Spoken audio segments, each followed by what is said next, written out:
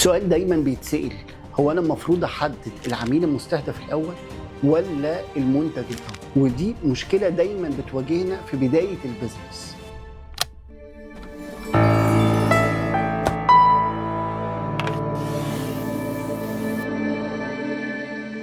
في بدايه البيزنس بنبقى متفائلين جدا وفاكرين ان احنا جايين نملى الماركت جاب ولقينا حل للمشكله الكبيره اللي احنا هنحلها، وفاكرين ان البرودكت بتاعنا هو المناسب جدا، لكن في الواقع انه ممكن يكون محتاج يجهز ومحتاج يتطور، وعشان كده هو محتاج يعدي على مرحله مهمه جدا اسمها البايلوت فيز. فعشان تقدر تحدد السوق المستهدف بشكل فعال محتاج ان انت تحدد الميزه التنافسيه اللي بتميزك، اليونيكنس، واليونيكنس ده محتاج يبقى شبهك وبيمثلك. تاني نقطة، ان انت مش بس تختار العميل المستهدف، لا، انت اختار النيتش بتاع العميل المستهدف وشوفه هو مناسب ولا مش مناسب للبرودكت او السيرفيس اللي انت بتقدمه. تالت حاجة، محتاج توصل وتربط البراند ستوري الخاص بالبراند بالكاستمر وبيك، ومن هنا تكون بدأت البداية الصح المناسبة: البرودكت، النيتش، البراند ستوري. وهو ده اللي عمله مارك في الفيسبوك.